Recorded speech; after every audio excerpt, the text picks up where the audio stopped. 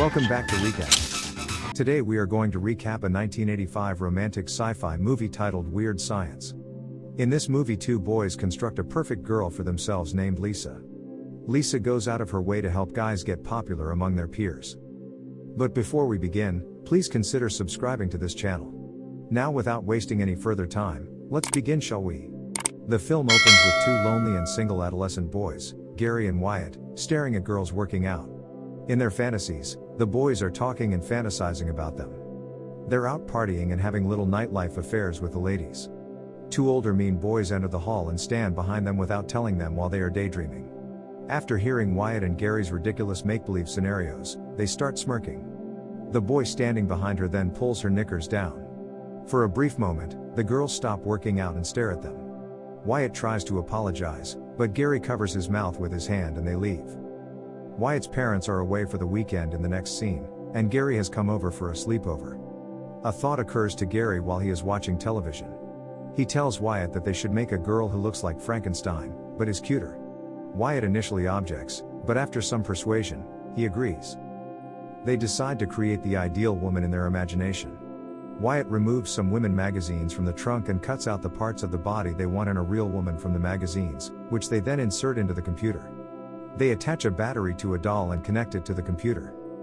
They then light candles and turn on the lamps, all while wearing bras on their heads for ceremonial purposes. As soon as Wyatt presses the enter key, strange science begins. The clouds turn red and begin to emit violent radiation into the house, striking energy passes through the doll, and a violent storm breaks out. The boys are terrified inside the house. Wyatt unplugs the system, but nothing happens. Gary then takes a baseball bat to the computer and smashes it. The bat breaks without causing damage to the monitor. As a result, Gary throws it out the window. They then go looking for the missing doll. After that, the storm subsides. The door begins to squeak and then explodes. A beautiful girl in a revealing outfit emerges from the red fumes. What the boys have created astounds them. The girl inquires as to what they would like to do first with her. Then we see them all showering in the bathroom. In the next scene, Wyatt and Gary get ready for a trip with the girl they made. As they exit the room, their dresses transform into fancy new ensembles. We then see the girl driving a car with Wyatt and Gary in the passenger seat. They ask if she can take it, to which she responds that she can take whatever she wants. She then requests that they give her a name. They name her Lisa after Gary's old girlfriend because they're going to crash a party. They walk into a club where everyone is staring at them. They don't belong here, according to Gary, because they aren't old enough to party in a club. Lisa hands them a fake ID claiming they are over the age of 21. She advises them to simply enjoy themselves.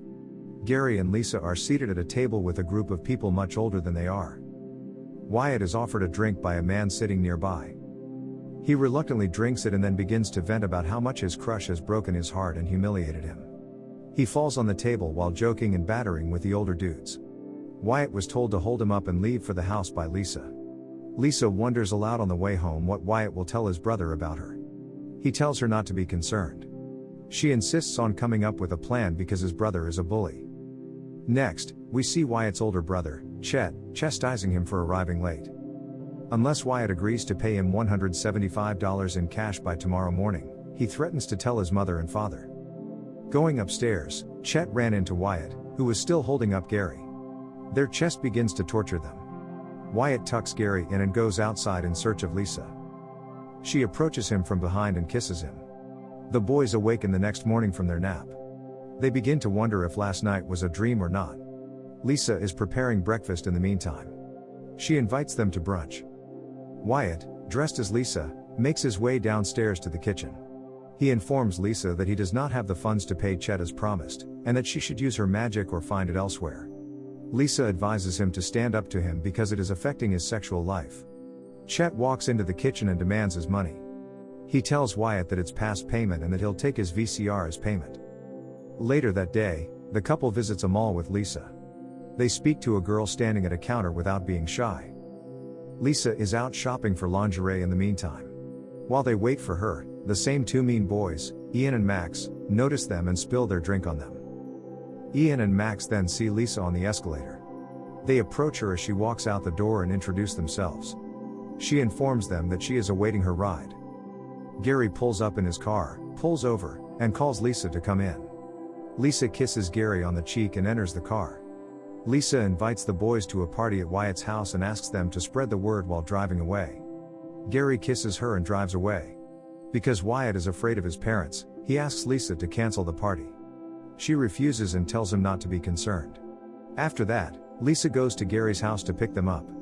His parents and Lisa are arguing at his house about whether or not he should be allowed to attend the party. When his father tries to call the cops, Lisa threatens him by brandishing a gun. They leave for the party after he gives his approval. Gary appears irritated with his father because he will be grounded as a result of this stunt. Lisa assures him that nothing bad will happen. They won't remember anything because she cast a spell on them. Lisa and the boys are waiting for the guests to arrive at Wyatt's house later. When the doorbell rings and Lisa opens it, a crowd of hundreds of children greets them and rushes inside. Wyatt falls to the ground nervously after witnessing this. People begin to dance and drink, and Lisa begins to serve them food. Ian and Max came to the party with their girlfriends Deb and Hillary. Meanwhile, Wyatt is having stomach issues, and Gary is accompanying him to the bathroom upstairs. Deb and Hillary make their way around the house, knocking on the bathroom door where the couple is hiding. After seeing the ladies outside, Gary opens and closes the door quickly. Gary lets the girls in after a brief moment of hesitation. They begin to converse and introduce themselves. Wyatt and Gary are visibly nervous, standing speechless and trembling.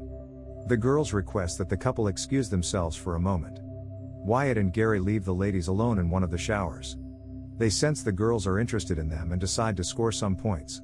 When they emerge from the shower, they discover Deb and Hillary have left, leaving two older girls behind. The girls run into Lisa on their way down. She instructs them to bathe with Wyatt and Gary. Following that, we see Wyatt's grandparents eating at a restaurant. They intend to visit their grandchild after dinner. Ian and Max, on the other hand, are attempting to hook up with Lisa. She tells him that she only belongs to Wyatt and Gary and that she follows their orders. Ian and Max apologize to Wyatt and Gary in the following scene. They inquire about borrowing Lisa for the night. They tell him they can't because their feelings for Lisa are too strong. Max makes them an offer: if they let them have a go at Lisa, they can keep their girlfriends Deb and Hillary. As they become more comfortable with Ian and Max, they reveal a secret to them. They repeat the procedure to create a new girl. As Wyatt presses enter, lightning strikes the house, and strange things begin to happen. The kitchen changes color to blue. The air begins to pull everything from the room out the chimney. The wind is so strong that it pulls a girl out of the chimney and into a lake. Ian and Wyatt are seen hiding beneath the table in Wyatt's room, scared. The guys get up after the situation has been resolved and notice a woman standing in the dark. She switches on a light and reveals herself to be Lisa. She informs Gary and Wyatt that their attempts to brag failed because they failed to connect the doll. Instead, the wires are connected to a nuclear missile depicted on the magazine's front page. It's parsed by a jot of spark. After a nuclear missile launches from the ground and hits the roof. Wyatt's grandparents then walk into the house and slam the door shut.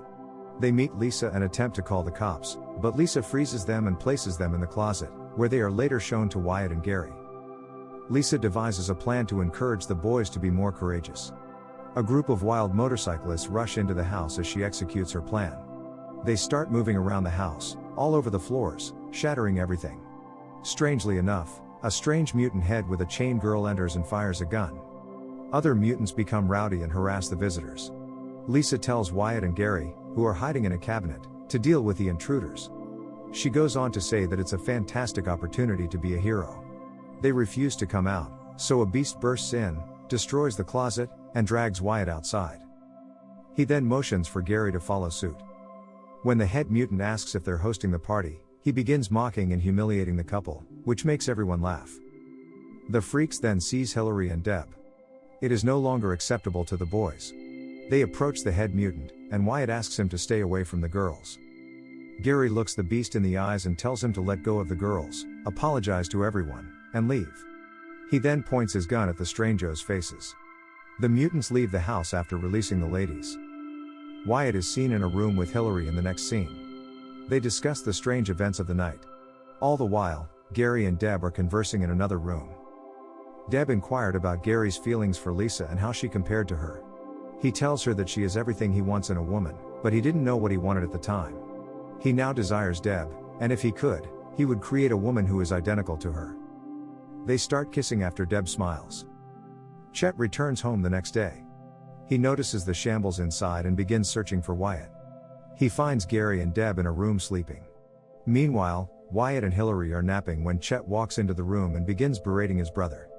He's looking for an explanation. Wyatt asks Chet to simply find Lisa and let her explain everything. After that, everyone heads downstairs to the kitchen. Lisa tells him the entire story, but Chet is skeptical. When he opens the closet, he discovers his grandparents trapped inside. Lisa then instructs the boys to take the girls home as they depart. Lisa approaches Chet with the request that he promise her that he will keep his mouth shut about everything that occurred over the weekend or she will make his life difficult.